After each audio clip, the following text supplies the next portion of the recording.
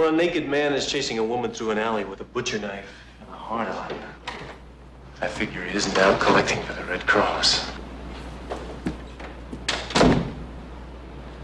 I think he's got a point. Nice short one for you. Yeah. What's going on, everybody? Welcome to the Rhythm Section Podcast. That's Jeff. That's Derek. Yes, sir. And this podcast is here to help the music community in Memphis and the greater Memphis area by talking to these awesome musicians, artists, pillars, supporters, and we're starting to go a little global. Yeah. Who did we talk to in Spain yesterday? Danny Vaughn. Danny Vaughn from Taiketo. Yes. We did a Zoom call from Spain. That was so cool. It was fun. So that's coming. Fun. That's coming. But let's talk about where people can find us, Jeff. Yeah. Facebook, YouTube, Stitcher, Spotify, Apple, and YouTube is our preferred method of watching the video. That's right. Click that link tree in our bio, in our description. That will take you to all those platforms. Our schedule is Monday, 6 p.m. Central on Facebook and YouTube. Full episode on Facebook. But like Jeff said, you know, if you want to give us a little extra love and you're a watcher, check it out on YouTube. And then if you're an audio only type of person, then that'll be on Apple and all those other platforms early in the morning Monday when you wake up. Yep. Another way to support this podcast is through Patreon. We have a tier called the Tip Jar. It's $1 a month or $12 a year. You can spare that. That would go a long way. And as I forgot to mention on the front end, this podcast is recorded at SRP Studios, Shelby Row Productions, free consultation. Go to the website, shelbyrowproductions.com. If you're interested in starting a podcast and need help with editing, some graphic design, some writing, maybe some social media management, we can help you with that. If you sign up for that free consultation, you're talking to me directly. So we'll figure it out. And as always, parental discretion is advised, sir. Jeff, how are you doing today? Man, I'm great. How are you? I'm doing good. Doing Cool. good. You know, Except I can't breathe through my nose, but other than that, I'm good. Where's your nose? I know. Thing that you usually it was have? Starting to come off, so I just went ahead and took it off. I didn't want it to look that goofy on. How long has it been on your nose? That same one? A week or so? No, just since last night. Just kidding. Yeah. So today we're going to be talking to John Patterson, Yes. drummer for Fevertree and Tora Tora. Yeah, man. More to come about him. We're going to be talking about Pete again. There's some things. We got some new patrons to announce. Yeah. There's a new Facebook page out there that I want to highlight. Lots to talk about, Jeff. Yep. But first, let's get right to Kitchen and the Cross. Yeah, man. Kitchen and the Cross, February the 19th at Neil's, 3 to 9. There's a $10 cover. Several great bands playing. Elevation, 901 Rocks, Headband, Electric Nobody, Chasing Angels, and Fevertree. That's a bill from hell right there. This is an awesome bill, and it's an awesome, worthy cause.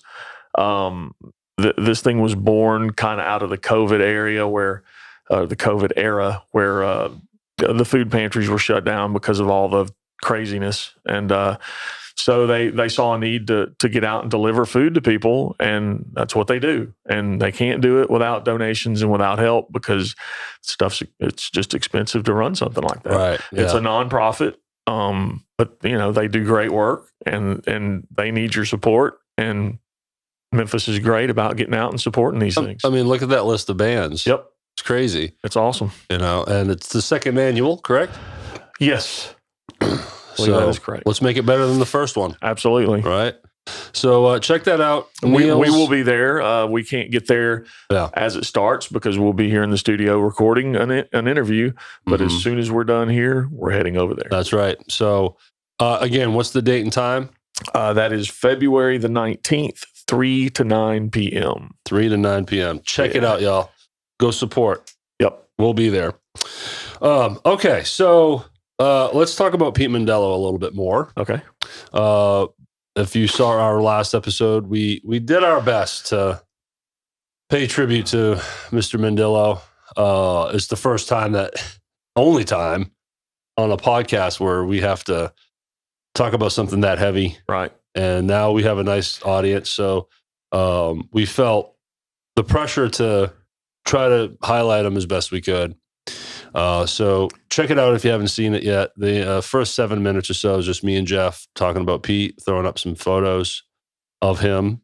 And then throughout that episode with Rocco Walls and Mike Bertoldo from Fevertree, we play 3 different clips from his episode. Right.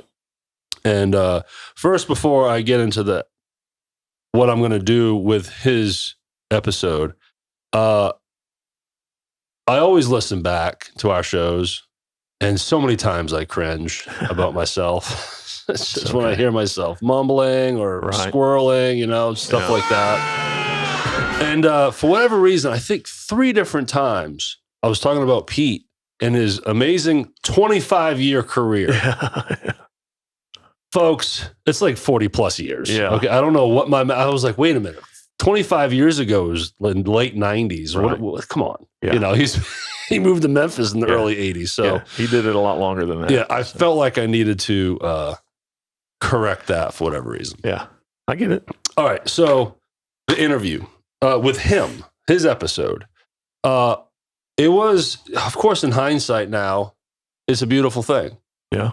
That we were able to capture that story. Sure. And capture his story. And we were at Neil's a while back to see, it was the Amber Meharry benefit. Yeah. And then in other moments, people go up and, strangers are now introducing themselves to us. It's really fun. But several times I heard, man, it's great you got Pete. It's great you got Pete. Yeah. And it really hit me home. I was like, that is great we got Pete. It is. And how much of an honor it is. Mm-hmm. Because Pete is going to live on forever. We know this. There's 1,000, probably 1 million pictures of him, video on socials of him playing in like Area 51 and, stuff like that. Right. Discography. You can listen to his music all over the place. He's on all these different albums. Yeah. But I would dare say there isn't a video that exists of Pete sitting down for 45 minutes and telling all these stories that he told us. Yeah. And I think that's really special. And that's really humbling for me. Sure. Because it's the 3rd time I get to meet this person. Right. I met him in 2006 for a brief minute at the Horseshoe Casino. He was playing in a band called Beat Nation. And I thought they were great. So I introduced myself. Then in 2022, we went to see Area 51 at Dan McGinnis. Again, just talked to him during a set break, pleasantries, hanging out. He was really nice sitting at our table with me, you, and your wife, Susan. Yeah. And that was it, though. And then the 3rd time, I get to sit right here. He's sitting right to my left. Right. And I get to be the audience to all these awesome stories, So I feel very fortunate. Yep. Of the few times I got to see him, one of them was high quality. Yeah. So I just thought that was great. And because of that, what I'm going to do is I'm going to give Pete Mandelo's episode interview to everybody. So what I'm going to do is I created a Dropbox link, and it's going to be in the description. Just click that Dropbox link, and it will open up Pete's interview. I clipped out our intro. Right. Let's took that out. Sure. Music fades into the thumbnail and then right into Pete's interview. And you can download it right straight to your hard drive and keep it forever. Keep it as long as you want to. And the reason why I'm doing that is clearly you could go to the YouTube channel and find it and scope it out. But I want to give it to everyone so they can download it and put it in their hard drive and watch and listen.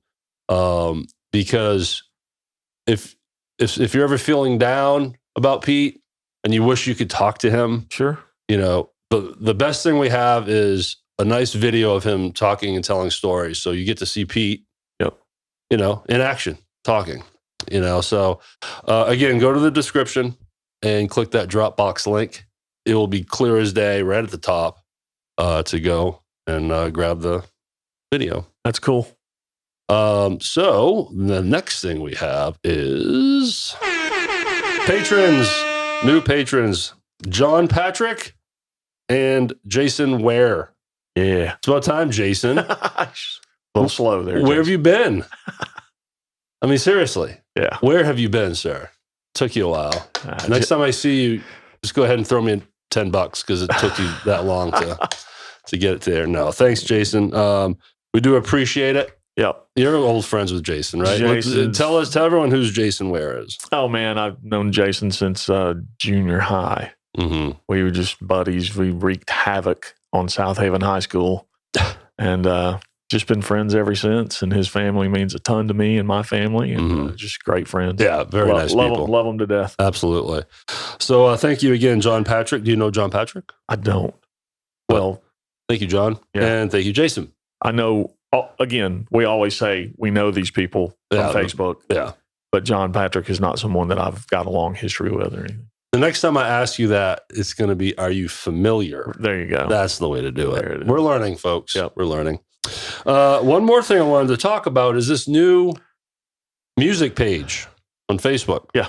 Designed for Memphis. It is called Memphis Music Family. And I started seeing people like Danny Day and the guys from Fevertree pushing this thing out. And then I was like, this is great. I went and followed it. And I've seen posts here and there over time, but then all of a sudden I saw them live at the recent Pink Floyd tribute act. And then I was like, wow, who is this? This is great. Only we do that, right? No. So lots of people do that. But it was neat to see a new page doing it. Sure. So I who do you text when you need to find information in Memphis? You text Danny Day. And of course he had the answer for me. So I asked who is behind the page. And it is Karen Dillard Brown of Midnight Train to Memphis. And so awesome. Thank you, Karen, for doing that. And William Buddy Poff. Yeah. And I'm not familiar with him. And I have not yet to meet Karen either. I think she's been around. But Karen and William, awesome. Thanks for, joining the cause and creating these Facebook pages where you can then take pictures, go live. And it's just all about pushing and exposing and giving reach to this community. So you have friends here, and absolutely, we're here to help you spread the word. So we're sharing your stuff as well. So that's it. I just wanted to highlight that, and I think it's a good thing. So absolutely. All right, Jeff, we are here to talk about John Patterson. Yes, sir. So you have been a big fan of John Patterson. Very long time. Very long time. Yeah. And I think, if I remember correctly, the interview with him was so intense for you that when he left, you cried. Oh yeah, there was lots of crying. He cried, and I had to console you, which was awkward. It was just saying, it was really awkward. strange. The cameras were off, thank God. Yeah. But so in this episode, we talk about obviously his time with Fevertree, and then the long history with Tora Tora. Now, I'm gonna go to you about Tora Tora because you've been listening to them since you're a wee lad. So let's talk about Tora Tora. A wee lad. That's right. No, and I told the guys in Fevertree that I apologize because I think I monopolized most of the interview for Tora Tora and kind of ignored Fevertree. And sorry, guys. But I mean, I've been a Tora Tora fan since high school. And just good stuff, man. It's just been a long time coming to want to meet these guys. I've got another one booked for an interview here now. That'll happen later this summer, and I'm hoping to get the other two booked. Hey, why not? Have all four members in here. What we've discovered is people are just really generous with their time and love to join us, and they appreciate what we're doing. So they come in and have fun. John was fun. Everyone's been so delightful, that come in here, and it's been a lot of fun for us. But they've put out a lot of music over the years, and even recent music that we discussed in the interview. But the two albums that most people are aware of was the self-titled debut album and then Wild America, which followed it up. Wild America's in my top 5 albums. I mean, it's just killer. So you and I were in a band with Jeff Cobble called Radiometer. Yeah. Radiometer. Yeah. Jeff, if Cobble's listening, he's going to get mad. No, he knows the joke. Is Radiometer, but if you read it, Radiometer. Yeah. And with his daughter and wife. And what Tora Tora song did we play in that band? We covered Walking Shoes. And what album was that off of? That was off of Wild America, I believe. Okay. Fun song. Yeah, I think that was Wild America. Fun song. One of their biggest hits. One of their biggest single releases. Big video on MTV. Got them a lot of popularity and reach. Well, we had fun playing that for sure. And then Fevertree. Yeah. He's kicking ass with Fevertree, and he's been with Fevertree for a long time. Yeah. And as if you're listening to our episodes in order, we released or helped push out their new single, Muddy Jesus. Yeah. And God, it's everywhere. It's an awesome lyric video. It's on YouTube. There's posts going like crazy out there right now, and it's because it's a great song. It is. And John Patterson kicks major ass on that song. It great good. Production and the whole thing. Yep. It's just awesome. And so we talk about the Fevertree writing, of course, the featured song. Oh, we feature a song from Tora Tora. Do you remember what song we played? I was nowhere to go but down. I'm so glad you remembered that. Well, that's easy to remember that because that's probably my favorite song from them. Okay. And that one was definitely on Wild America. Okay, cool. Great tune. And as usually, we're going to have photos along with that. He talks about the label, like the pressure they had from the label, and then, of course, how the 90s just crushed everything. Yeah. A little bit of the future for Tora Tora. And he's got a really funny story about Lars Ulrich and Kirk Hammett. Yeah. So let's check that out. It's pretty funny. So, well, look, man, you got anything else you want to add, Jeff? I don't, man. I'm looking forward to everybody getting to see this episode. This is one of the first people I thought about getting in here. Yeah. Didn't know if it would ever happen, and it did. So I'm thrilled, and just good stuff. Fun ensued, tears fell. Lots of crying. There's no crying in podcasting.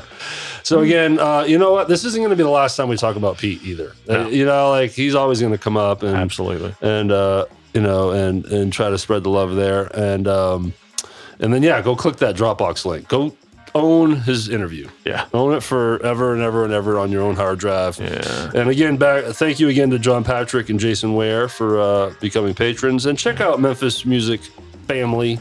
It's a new Facebook page by Karen Dillard Brown and William Buddy Poff. Yeah. And as always, thank you everybody for supporting this podcast. We can't do it without you. Yeah, it's so delightful now when we go out to like Neil's and go check out, like, prime example, the Amber Meharry benefit. Yep. People are just being so nice and coming up to us and introducing themselves. I just want you to know we're very approachable. Come on up, say hello. We're there to talk and get to know everybody. Right. We really don't mean to be standoffish or anything. We're there. So, all right, Jeff, enough of us. Let's get to our interview with John Patterson.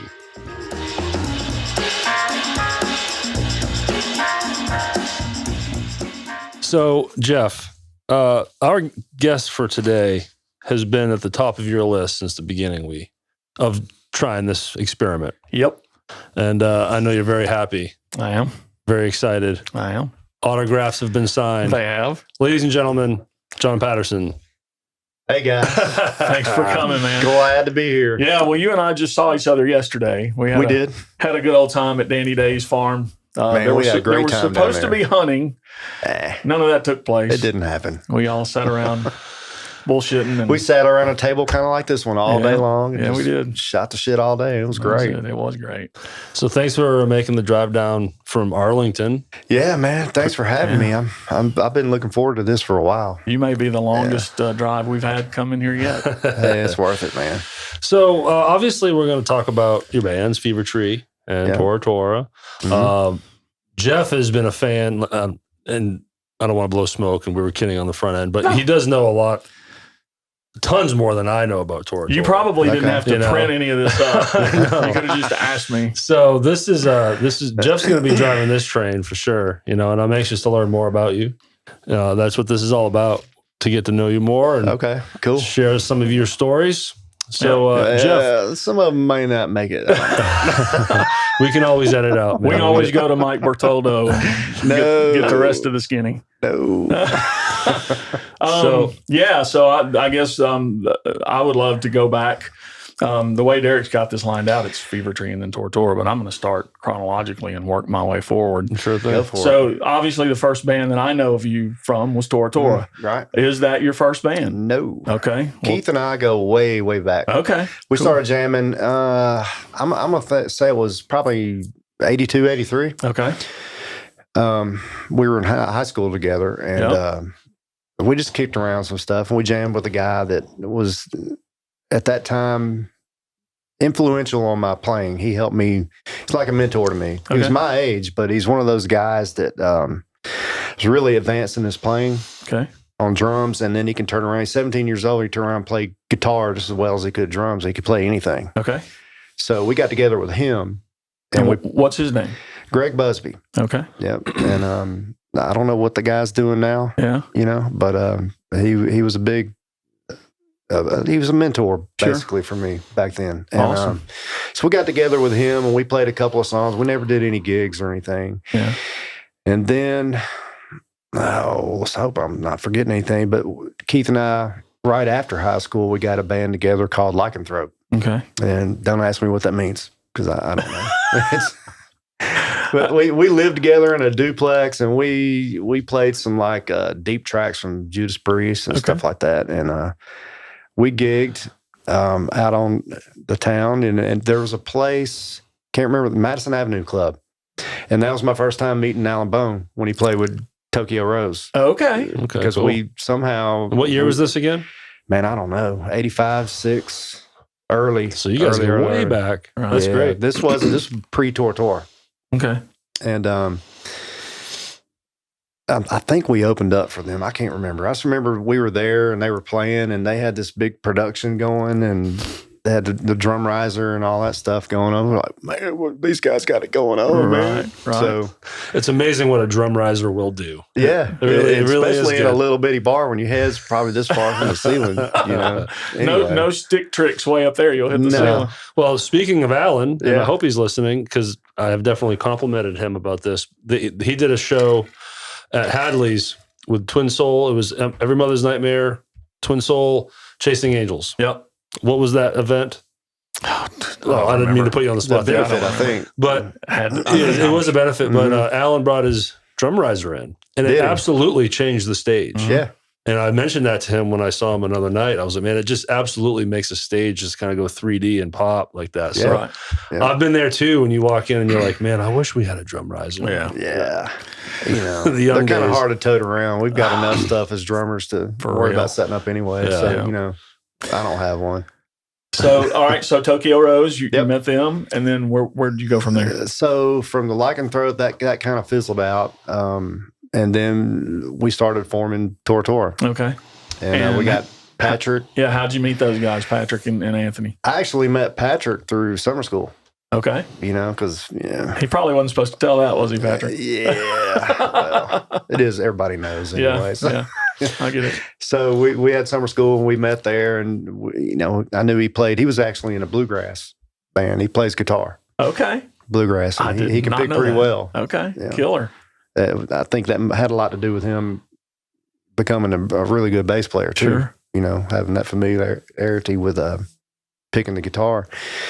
But timeline, I don't know. It was a couple years later, we all got together, and Patrick went to Kirby with Anthony. Me and Keith went to Germantown. Me and Keith we had that end covered, you know, the guitar and drums. And then Patrick and Keith actually grew up together. They knew each other since childhood.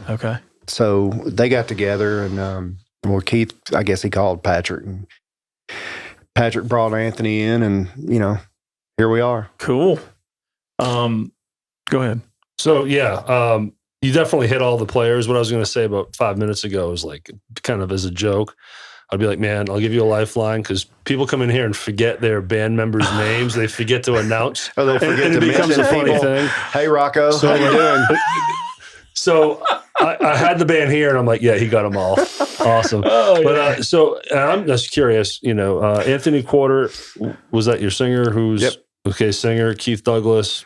To recap this, Keith Douglas, guitar, Patrick, bass, and then you, of course, drums. Okay, cool. And we're the four that started, and you're still doing it. That's awesome. That's what the greatest thing about it is. We hear that all the time, no matter where we go. Is we can't believe it's the original four guys, and it's so rare nowadays. You know, people move on to do other things. Think about the bands that you listened to, and I've got several. And you think about it, and very few of them still have the original Right. 4 or 5 members. We see that all the time. Mm-hmm. And I would imagine there was that period of the band's career where the realization came, okay, the 80s are gone. Right. Now we might have to get jobs. Right. Right. There wasn't any might to it. Had to be done. And that typically can be what ends an original band, or really any band, you know. But as a collective, did you all just decide, like, hey, let's give each other some space, let's get our lives together so we can have families and everything, but let's still remain a band? Was that a conscious decision? Well, you know, it's kind of like, I guess, comparing it to maybe graduating high school or something. Everybody kind of goes out, but you keep the people close to you in mind, and you keep in touch with them. That's kind of what we did. We all kind of drifted off on our own direction, Right. and maybe didn't even talk to each other for a couple of years. But we're still we're always still a band, and we knew. I think all of us knew deep inside that we're going to get something going again, Right. you know, and we did. So what was the chunk of time, formation to the realization, all right, we're just going to drift? 88 to, I think it was 94. So solid 6 years of chasing the carrot. Oh, yeah. So you're exhausted. So it's easy to be like, all right, I just need some space, you know? Yeah, it wasn't really exhausted. The music scene changed when Nirvana came out. Yeah. I mean, that killed our genre completely. It was like the death nail. So we'll get into it, but I think some of it needed to go away anyway. Some did. Oh, that's my argument. Yeah. You know, you can, some of the hardcore 80s guys can blame grunge all they want. Right. But a lot of people needed something new. It had been around, man. It had a good run. And I was 14. You know? I was that formidable age when Nirvana hit. So my generation was like all into it. And then it blew up MTV. And then MTV is going to be like, well, all right, guys, see you later. Yeah. Right. And move on. You know, that's where but we were. there was so much fluff. I mean, let's be honest. Some of these 80s bands towards the end were like almost embarrassing. Right. For the real bands. They must have been like, oh, really? There was a lot of that thought, you know. I'm sure. For sure. So obviously, the albums that I know of is Surprise Attack was the first record, and we had the follow up, which was Wild America, and that was right after that was when the shitstorm hit, and everybody, you know, it couldn't be helped. And as the diehard Tora Tora fans, which I am one of them, I am one of the tribe. Revolution Day was this thing out there that we all knew existed, but you couldn't hear it. Couldn't get it. And then it was years and years later. Why not? It was never released. It got shelved. Yeah. We got dropped, and it never came out. It wasn't distributed or anything. You had no rights to it. No. Yeah. Everybody knew it existed, people like me, but you just couldn't hear it. But then not too many years ago, it was released, which is awesome. I have gone out and listened to it and love it. Great record. You've also got Bastards of Beale, which was, how long ago is it now that album came out? Do you remember? It was pre-COVID, so that was probably 18 or 19. Okay. We did that at Sam Phillips down in Madison. Okay. Nice. Right. And that was the last album. Is that correct? There hadn't been an album since? Well, we've recorded since, and we've yes, the whole album, yes. Okay. We've released some singles. I just saw a new single that was just dropped recently. What's the name of that? Little Girl Blue. Yeah. And well, there's also another one I think that just came out. Or maybe, is that an Anthony solo thing? Wait a minute. Yeah. Sorry if I'm putting you on the spot. We love doing that. I got all my band members right. Well, that's Little Girl Blue was the last one. And then there is one more recent, and hell, I can't think of it. We do it on purpose. We just love it. Just came out. Making you guys squirm. You guys take over for a second, and I'll find out. So, how many albums total do you have? Is that putting you on the spot too? No, it's three. Like legit albums. Four. Surprise Attack, Wild America, Revolution Day, and Bastards of Beale. Yeah, that's great. And then we've got enough material in the can now to where we're going to release another one at some point. Sweet. So those albums, all singles, Spotify, Apple, everywhere. Any digital platform you got, it's there. And we should have mentioned this. Well, we definitely mentioned this in the intro that we have not recorded yet. Neptune Society. That's it. Good job. But we're playing a song. We're playing a Tora Tora song at some point in this interview. Yes. We're going to play Nowhere to Go But Down. That was Jeff's request. My personal favorite. As usual, we're going to throw up some pictures. I already went to Tora Tora's Facebook page and It's plenty there. Just scoured it and awesome old logos. I tried to get as much as I could. That's awesome. So whoever's watching this when we kick into the song, you'll see some cool photos from the past and present because you guys were together back in the 80s. There's just these great band photos on there. There's a lot. Just classic. Yeah. Well, we'll transition. Some of you, if this is reaching beyond the Memphis music community, you may not know that John's in another band called Fevertree. That's right. Which is an amazing original band from Memphis. So I'm going to let you. Who's the bass player? Rocco Walls. There it That's is. you, Rocco. Yep. And we didn't wait till the very end. And who are the other two? Mike. How do you say his last name? Bertaldo. Bertaldo. And then some other guy, I right? can't remember his name. Okay. Tim Dills. Tim Dills, everybody. Yeah. OPT. So, do you want to talk about the shirt? Yeah. Man, So- Fevertree, speaking of Tim Dills, we've come out with a special limited edition t-shirt. Okay. It's all about our brother Tim. Oh, And Lord. man, I'm going to tell you what, it's the best t-shirt we've ever had. Here it is. I don't know if you Get it in your guys can camera. see it. I can't see where the camera is. Back it up a little bit. How about that? There we go. All right. Fevertree, Tim Dills, the Memphis Sweetheart. Memphis Sweetheart. I mean, look at all that sexy on that shirt. That's a lot of sexy. Look, it might make some people want to be that microphone he's got in his hand. I don't know. I mean, that dude's got it going on. Mike warned me yesterday that this could happen. You can get that. Tim's got his own fan page. If you can become a Dillion there. Yeah, I'm one of Dillions. I got to be a Dillion. Yeah. You have to be a Dillion. Yeah. You have to be. When I got the T-shirt, I christened myself a Dillionite. So That's so funny. It is.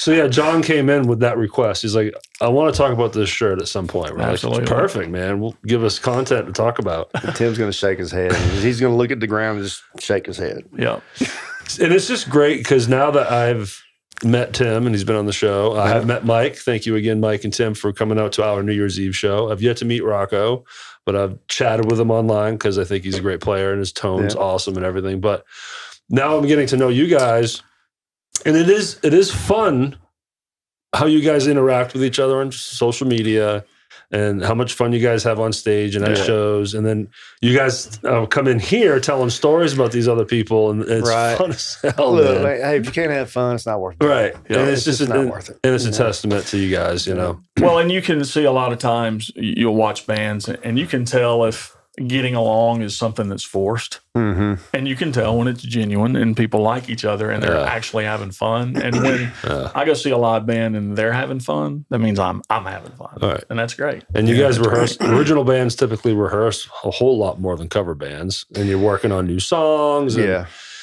more dedication, more commitment. It's admirable. Yeah, it's definitely to me, it's fun work. Yeah.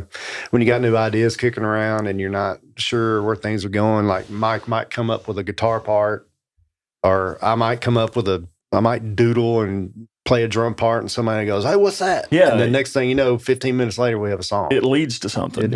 It's a lot of the first album was done that way. And where was it recorded? At Dan Ward's place, The Loft. Okay. And at a local place. Yeah, Here in Memphis. It's down off of. It's right there at Cooper and Young, that area, off of Cooper. Now I know you guys have a new song that is going to come out soon. It's not out yet. I've heard it. I've been very privileged to get a sneak peek on that song. Being one of the Dillions, you get these kinds of perks, and it's amazing. It sounds unreal. Where was that recorded? Supernova Sound. That's Matt Sound. Montgomery and Dave Cowell. Okay. And Dave is the man. I'm gonna tell you, that guy, when he gets on Pro Tools, it's just like, he knows what he's doing. And he's got this brain that he can hear things, and he knows how to communicate and tell people, okay, I heard him. Tim was doing his vocals, and Dave had ideas about backups and what to do, and the notes to hit and where to be, and it's just there. Yeah, he doesn't have to work at it. If I'm not mistaken, that's where Alan Bones said that. Yes, they did. Resurrect the Faithful was recorded. I'm going to rely on you to remember that for me. Yep. Yeah. But that's great. That's really cool.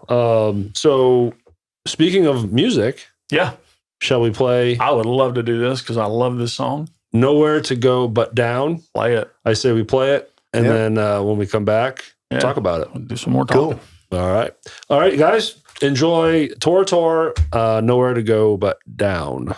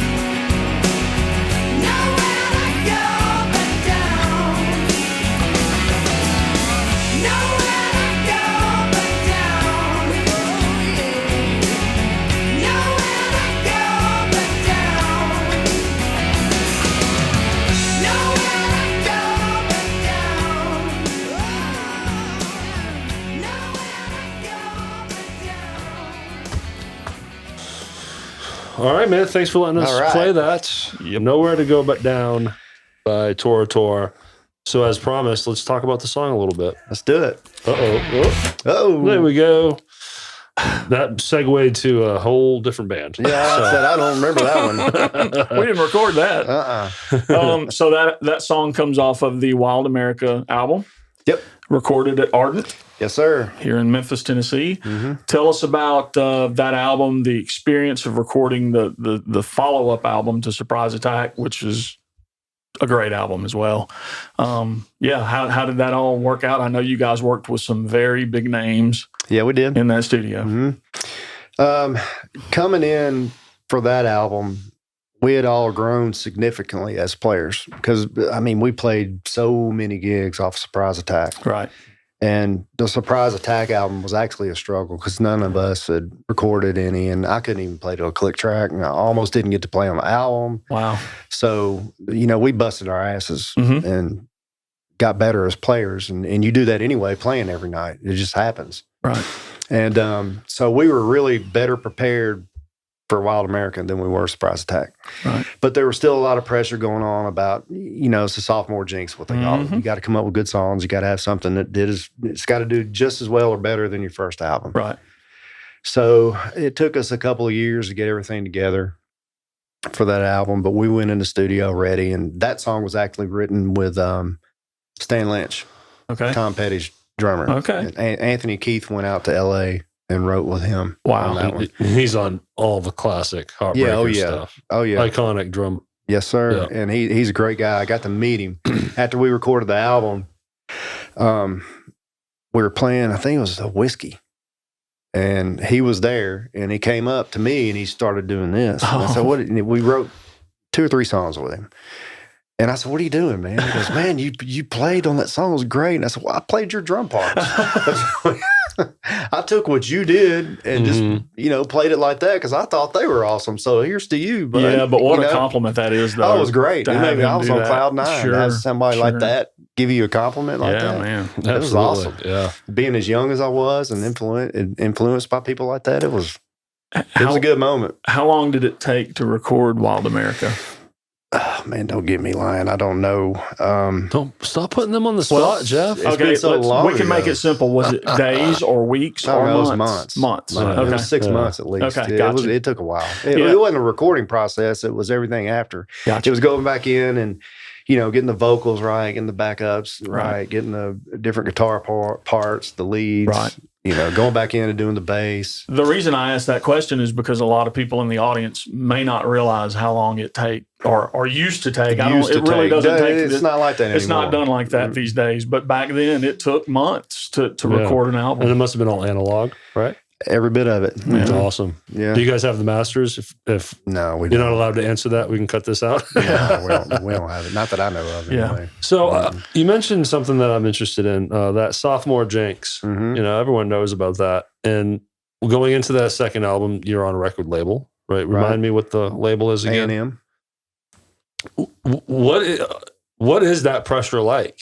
Is it talked about with the label? Are managers kind of on you and pushing you? They're putting some pressure on you, or yeah, everybody is. Wow. You've got an A&R guy who is kind of like he's your guy. He's the one that gets you signed and all that. And back then, and he's the one that he's putting the pressure on you. Hey, look, you got to have this kind of song, this kind of song, this kind of. Which is, we didn't like it because we just wanted to write the songs we wanted to write. Sure, but then again, you're obligated to a record company. They're the one cutting the check. They want to make some money. Yeah. And, we do too. Sure. So you're kind of forced into that world and you just do what you do. And that's how you end up writing songs with people like Stan Lynch, Right. Oh, so it helps bring different minds in. Right. Yeah. Yeah, because, we're going one way. And, honestly, the stuff we were writing was a lot heavier than most people realize. I mean, a lot of it didn't get released. It did later on the outtake albums that we put out. Right. And so I guess they were looking for more radio friendly stuff. Sure. And that's how that comes about. And, that's a great song. Well, and Amnesia is a great song, and that song got tons of airplay and great video. And then I think that's a pretty heavy damn song myself. That's a great tune. So, sorry. I just totally drew a blank. You got a question? Dude, this is your job. I know what I was going to do. Okay, so Surprise Attack. Did Wild America do better than Surprise Attack? Hold on. Sorry, but we can't move forward without this. Oh God, What is it? Damn it! This is the stuff I love to keep. Everything's falling apart. So we lost concentration. So, and I forgot to introduce this sound. Well, I haven't talked too much yet. Okay, well you got to wait until I don't shut up. Then you can shut up, eh? Okay. So when he gushes too much, I forgot to bring that up in the beginning. But did Wild America surpass Surprise Attack in sales, or do you know that? No, I don't really know for sure. It's about the Surprise Attack did better initially, but I think Wild America, we ran into distribution problems on that because our distribution company got sold. And so there was issues there. But would you like to talk about touring? Touring? I would be very interested to hear what kind of touring Tora Tora did. It's easy to say. Was it bus, vans, flights, mixture all of everything? The above. It started in a 15-passenger minivan. And I know you guys opened for some pretty big acts early on. Eventually. Okay. Not early. Not no, early? we played to like 2 people in upstate New York early. Kidding. And our manager was in the audience going, "What's the name of the album?" So what year was it when you was the real traveling and playing in front of 2 people? That had been 89. Okay. You know, after the album got some traction, summer 89, Walking Shoes had come out. It did well on MTV. Mm-hmm. Got the top 5. Right. On the, what was it, Headbangers Ball. Yeah. And, so we hooked up with The Cult in Bonham. Oh, cool. Jason Bonham? Mm-hmm. Yeah, Jason Bonham's band. He had a band called Bonham. Called Bonham. Oh, okay. Yeah. I didn't know that. Yep. I know of him now and everything he's been doing. But, Right. Yeah. Okay. And this, you know, he's a lot younger than we all were. But that was a really cool tour because we had some big crowds, and Matt Sorum was the Colts drummer at the time. Just going to ask you that dude, we called him Uncle Matt. Yeah. He took care of us. That's awesome. He came on over and visited every day, and how cool. You know, and I tell you, one of the coolest moments on that tour ever really was during sound check. I ended up on the stage, and it was me and Matt and Jason Bonham all playing Matt's kid at the same time, doing a 3-guy drum solo. Oh, wow. Yeah, it was like, man, and I was looking around, I'm the kid, you know, going, yeah, this is awesome. Man. Right. I'm playing the cymbals or rims or whatever I can reach. I'm standing on the outside. Matt's sitting behind his kid grooving, and Jason's on the other side doing the same thing I am. Just hitting whatever he can. Yeah, there's not a drummer that came up in the 80s that wouldn't dream of that opportunity. That was awesome because it was pretty surreal when it was happening, and I was aware enough to soak it in. Sure. You know, so. Did you keep in touch with Matt after you went into the Guns N' Roses No, deal? we all kind of. Yeah, that's just how it is. Yeah. Just that way. But so were these tours, you know, several weeks strung together, or was it more in and out like weekends? No, it was solid. Gone. I think that one was like 6 or 7 weeks. Yeah. So we got to know a couple of them. Yeah. I mean, we didn't see everybody, but a couple of the Bonham guys were cool, and Matt was great. Yeah. We saw him every day. What are some other bands you shared bills with throughout the years? We went out with Warrant and Lynch Mob. Okay. And that was on the later in that. Yeah. That was after Nirvana had come out and things were kind of changing a little bit. The landscape was very different by then, but it was still cool. Sure. And with the most fun we had was the first tour we went on was LA Guns, Dangerous Toys, and us. Wow. And man, you talk about some shenanigans. I remember big dildos and drumsticks and people jumping around the stage and towel. There you go. Yep. Yeah. That kind of stuff. You know, the cliche rock and roll behavior, it went on. So it was great. fun, though. Okay. Did you all have your own bus? Each band have its own bus? Yep. At that point, we did. We had moved from the van. All right, we started in the 15-passenger van, right? Mm-hmm. Where I had to take my drums apart every night, stack them in each other. Oh, dear God. For everything to fit. And get to the next place, put them back together. Oh, my God. Load in, do it at the end of the night. So we graduated from there to, these custom vans with the cushion seats and the all captain that, chairs. Yeah, captain chairs. Yes. We graduated up to that and a Hertz Penske rental. So all our equipment was in there, and we had road cases by this time. So Solid upgrade. yeah, definitely. And then we eventually got into the bus. Yep. You know, when I guess when we started selling enough tickets to warrant it. Right. Yeah, and the record label's willing to put that extra gas money in there. Right, because that's expensive. Oh, I think it cost like $3,000 a week back then. Oh, I'm for sure. a bus and a driver. I mean, we'll go out Plus with Derek. fuel. We'll go out with Derek, and I mean, we'll do one thing in Wisconsin and back. It's $1,000. Yeah, or more. It's crazy, Yeah. you know. But I love having that bunk. Right. Huh? Yeah. The captain It'll chair. rock you to sleep, man. You know, seeing bands with the captain chairs, that was always a thing for us. Yeah, same way when I was really young. And then we'd see another band go to this stupid free festival we're playing up in northern Maine, right? And man, their van has captain chairs. And that was like a real thing. At least me. Oh man, I would give anything. So then I finally get in a situation with the captain chairs, and I'm like, okay. Yeah. Like it's better than the last thing. But jumping to the bus seats. The bus is a nice leap, though. It is. Very much so. So it was awesome. So, man, I hate to bring up the 90s again, but it's just very interesting to me because I'm 14. I was 14 when that hit. So it's always, you know, where it exploded for me. Right. You know, what was that like as a band? How did you see the labels react? Because there's this funny story. Warrant, pardon me, what's the singer's name for Warrant? Janie Lane. Janie Lane was on Behind the Music on MTV, and he was talking about how they were the kings of the label. Their latest album was above the front desk in a big sign.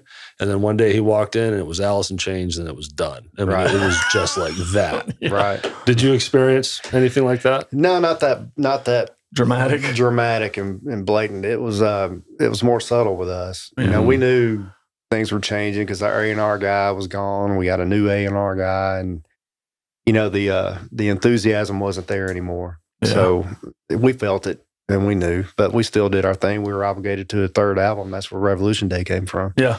So we did it. And then by then it kind of doesn't suck, but by then we were really much better players than we were, even on Wild America. Sure. I mean, most of that album was done without a click or anything, and it was just go. Really? And that's how we did it. That's awesome. And it came out pretty well for that. I mean, sonically, maybe it wasn't as strong as the other two albums, but they didn't put the money in it either. Yeah. So they were just, we had obligations, and so did they, and we did it. We did our thing and parted ways, you know. What a bummer, though, man. And man, I'm not complaining about anything. Yeah. You know, I did what a lot of people want to do, and I got to do it. You lived a dream that a lot of us have had and weren't able to do it. I love every minute of it. Sure. I'm very grateful for it. That's awesome. I'm going to put you on the spot again. Sorry. No. What's the future look like for Tora Tora, especially in 2023? Shut up, bro. I want to know what's going on. Are we going to have some Memphis shows? Well, like I said, I just got off the phone with Keith. I talked to him for about 20 minutes coming down here. And yeah, we're kicking around some ideas. We're trying to get a couple of local shows together, and we're not through putting out music yet. Yeah. So like I said, we've got a lot of drum tracks in the can and a lot of partial songs in the can already. We did back, man, I don't even remember. I think maybe it was last year. Young Avenue Sound, we went in and I think we did 10 or 11 tracks. Nice. And this time it was different. Keith had already pre-recorded everything at his house. Yeah. And then I just came in and played along to whatever he had. Okay. It made my life easy. Sure. Because, you know, you don't have to deal with somebody going into the wrong part. It's all there. And it's like playing along on an album. It's there and you're done. And you move on. You get them done quick that way. That's how we did Fevertree too. Okay. Oh, that's cool. The last song that y'all heard. Yeah. The one that hasn't been released? Right. Oh, yeah. Well, we had a live version that was way too fast. We play our songs a little bit fast live. And so Dave had the recording and he put it on Pro Tools, and we actually cut out about 2 minutes of it. It was about an 8-minute song. We cut it down to 6 minutes. And so we mapped it out that way. And Mike and Rocco sat down and just played along to a click and played the song. And then I went in and played along to what they had done. Gotcha. And we tracked 5 or 6 different drum tracks, and we're done. And an hour. Cool. It's crazy when you listen to it. I would have never known that. Nope. Yeah. Like it's you guys. I actually still like fit it. that. You know, Oh, sure. That's yeah, really. it makes my life easy. but it says a lot about your guitar players too. They were able to play in that good a time without their meter maker in the back. Right. Everyone knows a click track can only get. Yeah, it's just there's it a is click what there. it is. Yeah. Yeah, it was but to to be able to still have that feel and to be really tight. So then when you just add post-recorded drums, it sounds like you guys are jamming. Right. Yeah, it's really cool. Well, now on that, he did go back and re-record the guitar parts. He just did a scratch track for me to play along to. Oh, okay. So Okay, really, that makes all more we were sense. after, Yeah. and this is also the last at Young Avenue Sounds. It's the way Tora did it too. We were just after drum tracks. Yeah. Then you go back in like we used to back in the day. You get the drum tracks down. You keep as much live stuff of bass and guitar as you can, and then you go back and Punch patch in. everything together and do all that. Okay, cool. Yeah, that you makes know, sense. Yeah. Yeah. So they did go back with Fevertree and Tora and replace a lot of stuff, around me. Mhm. I just gave them the foundation to do it. Earlier, you mentioned for the first album or that era of Tora Tora, there was a chance that you weren't going to be the drummer. Mm-hmm. So that's another thing you hear of all the time. Yep. Obviously, it's huge in country music. I mean, yeah. There's touring and studio musicians, period. Right. But I'd be surprised. I wouldn't be surprised if there's a lot of 80s bands that we all love that are all iconic that did have, musicians come in and do a song or two. Sure. Yeah, you heard about stuff. I don't know anything for sure, but I know that Tommy Alders, he toured with Ozzy, but he's not the drummer that did, Blizzard of Oz. Yeah. As a matter of fact, I just saw a thing, a YouTube thing where he goes through Crazy Train. Yeah, I saw that and too. he makes the comment that he wasn't the one that recorded it on the album. Yeah. But he was just giving you his take on the song and how he plays it. But yeah, but for in your case though, it was probably a tougher conversation to have because in essence, what they're saying is like you're not ready to be in the studio. Well, it was pretty much they're telling me I'm suck. You know, and I. Hey, it happened. It happened to Ringo Starr. Right. Okay. It happened to. I mean, it's either buckle down and work, or you go curl up in the corner and cry about it. I just had that experience the beginning of last year. You talked about the click. The click was not for me. Right. It was learning if you're not experience. used to it, it's a foreign deal. But once I got it, I got it. Yep. You got it. And it clicked. And I'll tell you what I did. They didn't tell me. My bandmates had to tell me that, they're talking about you're not going to be able to play on the album because you can't play to a click. Yeah. So I said, well, okay, I'll go buy a click. Yeah. And Paul Ebersole was working on that first album with us, and he went with me. We bought a little Yamaha. I don't remember the model, but I programmed some clicks in it, and man, I just started working, and it was hard. It is because hard. I'd never done it. I grew up playing albums, and here I am thrust into this all of a sudden, and now I've got to get my shit together, or I'm going to go home. Yeah. So I did. Well, good for you, because a lot of people wouldn't. No, I wasn't taking no for an answer. I'm like, no, this is my my gig, and you're not taking it from me. Absolutely. There's some people with too much pride that they would say, screw you, and then bitch about not being on the album. Yeah, sure. And that's one option, or the other option is to get your shit together and figure it out and do it. Well, that album still, I lost a lot of sleep during those days because it was hard. It's one of the hardest things I've ever done. Plus all that pressure from the label, right? Well, that's where it came from. Yeah. The pressure for me to play to a click that I've never played to before. And I'm trying to do these things I've been doing with a natural push and pull all my life. And now I've got to learn to not do that. And I'm under the gun all the time. It was, it was stressful. Yep. But you got through it, man. And it made you better. It did. It's absolutely. I want to point out on the camera, it's pretty cool that you wore the T-shirt in today that you wore. As we record this, yesterday was the 2-year anniversary of Neil's passing. And today's the 8th, I believe. Yeah, so the 7th. The 7th is the anniversary. And I bought this shirt 2 weeks before he died. Yeah. Not knowing he was about to die or anything. 2 years, hey?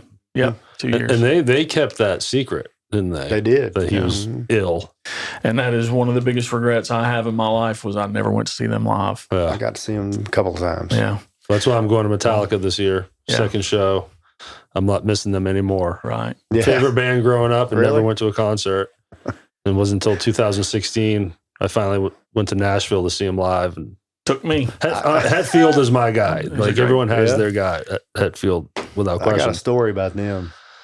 About Hetfield? No, about Lars and the guitar player. Let's bring it So, on. Kirk Hammett? Kirk Hammett. Yeah. Tell Oh, it. man. So we're somewhere. I don't know where we were. What era? What time? This what is year? Tora Tora, probably the Wild America days. So early It 90s. might have been Surprise Attack. I don't remember. So they're probably in the Black Album. Yes, Okay. they were big. Everybody knew them, Yeah. and we did too. But these two guys evidently knew our lighting director, Okay. and so they show up on our bus, and we had this bus driver named Jim, and he was a big corn-fed country boy. I mean, you didn't mess with Jim. Straight from Nebraska. No, straight from Mississippi. He's a big old dude. He was huge. And he didn't like his bus getting messed up. You had to take your shoes off. You couldn't put your feet on the Jesus. but I would do it anyway just to mess with him. I mean, yeah, you're trying to wrangle cats when you're talking about a band Yeah, back there. but he you was know? he was really a pretty good guy. You just had to get to know him. But anyway, these two guys get on our bus, and Kirk is just sloppy. He can't even walk, and he's got a beer in the solo cup, and he's sloshing it, and it's spilling all over the furniture. And Jim sees this. Oh no! Yeah, and I'm standing there watching, knowing what's about to happen.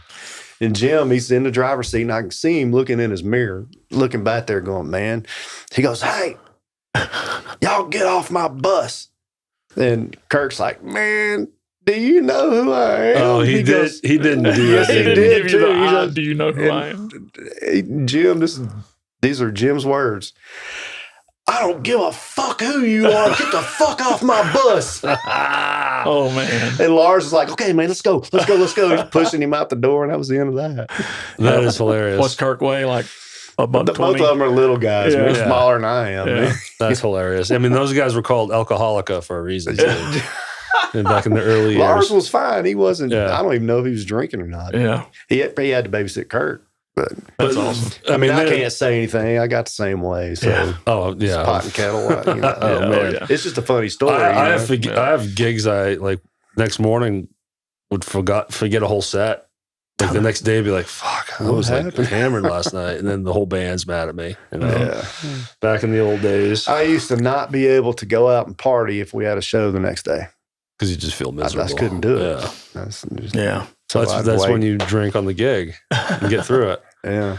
I mean, No, and I never could do that. I was in the casino world and resorts world, so you're playing like 5 nights in a row at the Yeah. same place, letting you drink. Yeah. So it'd be like Thursday. We're like, man, we just partied 3 nights in a row, and the weekend's not even here yet.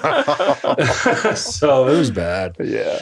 We were very enabled in the casino world. They Right. make it very easy, and especially if you have a gambling issue. I didn't, thank God, but Right. Yeah. I've never had that issue either. So Well, before we get any time ready to wrap this up, I want to mention everybody that John has played with because I don't want to forget anybody. you have it all in front of you. I don't need it in front of me. Oh. Tim Dills, yep. lead singer from Fevertree, Mike Bertoldo, guitar player, Rocco Waltz Yeah. is the bass player. The forgotten bass player. And then That's right. we've got the Tora Tora guys. We got Keith Douglas on guitar, Anthony Corder singing, and Patrick Francis is the bass player. And I apologize to Fevertree because I know I've spent a lot of this podcast talking about Tora Tora, but It's okay. they're all very aware that I'm a huge Tora fan, so they get it. And yeah, it's been fun to see you. Oh, Kind of. I'm on cloud nine. forward to this. Now I just want the other 3 Tora Tora members to come in here for interviews. So But it has been just so cool though, meeting people like you. yeah, Everyone that's been in the studio. It's just it's wild that we're getting to meet you guys like this. Yeah. and Man, Memphis is rich yeah. with yeah. musician history. I mean, I'm embarrassed at how naive I was to the Memphis scene for all these Yeah. years, since 10 years, 12 years I've Yeah. been here now. yeah, it goes back to the 30s or whatever. Yeah. Blues. Yeah. But the 80s scene is what really That was really was cool. great. I know y'all have talked about that a lot. Yeah. I saw y'all talked about it with Alan, but Well, the 80s era was all about the record deal, right? Yeah, And it was it was. always, and it was about packages and Mhm. looks and branding. And and look, it even it goes was awesome. It was exciting to hear Memphis was really a part of that whole scene too. It was really back cool. then, I mean, y'all heard it, but Memphis was Oh, it was booming. Yeah. The music scene was crazy Yeah, back then. It's it not was. like that now, but it's just different and now. even a little prior to the era that we've talked about so much, you had the Jimmy Jameson stuff, Target, and those other bands that he was a part of, and Cobra, that was Target. Yeah, that stuff's a little prior to what we're talking about, but it was still All through a huge scene. From what I remember, I was too young to get out, but late 70s all the way through mid 80s, it's like a 10-year block. Yeah. Memphis was, Mhm. it was where you wanted to be. Yeah, absolutely. It was great. Man, that's been awesome. It has, and I just, appreciate it. Just like Yeah. we tell everybody, we don't want this to be a one-time thing with you. I'll come back. because I know that we have barely scratched the surface. Yeah. Because you've been there and done that with for a long time. You've had a lot of experience, and I want to hear about more of it. Yeah, or we can do things like let's bring in John Patterson and Alan Bone and talk about their favorite drummers. Oh, Yeah, that would be fun. So we have a panel. yeah. And we're just bullshitting on influences instead of life story. Right. You Yeah. know? Or the next time you're on the phone with Keith, just say, "Hey, I mentioned it to him. come to the podcast with me." I mentioned it to Well, him. why is it, Keith? Why are you not here right now? Is what I'm- He's been moving. He's been busy, man. So shoot, I was supposed to have it in front of me.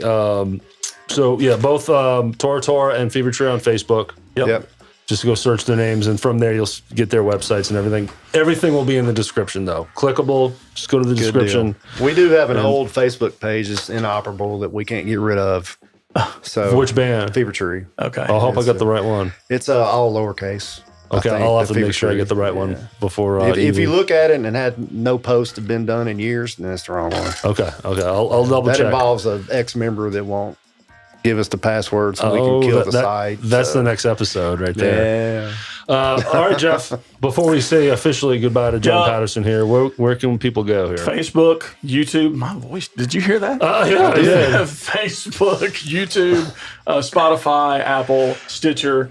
Thanks everybody for the support you've been giving this podcast. It's amazing, and it's because people like you are willing to come in here and do these interviews. They don't give a Absolutely. damn about listening to us. They want to hear I from think you it's guys. great. So I we are love it. thrilled about this, and I can't wait to see I where it appreciate goes. y'all having me. Man, yeah. Thank you. Monday, 6 p.m. Central. Full episode on Facebook and YouTube, and the audio versions are that morning. Check us out. Go to YouTube. Click our link tree in the description. That will take you to all our platforms too. So it's all very handy for you. And Patreon, if you can spare $12 a year, that goes a long way. And also say hello to my website, ShelbyRowProductions.com. Yep. It would appreciate it. So, John Patterson, again, thank you for being here. Thank you, guys. And Had a looking great time. forward to doing this again, man. Thank Me you. too. That's Derek. That's Jeff. Take care, y'all. See ya.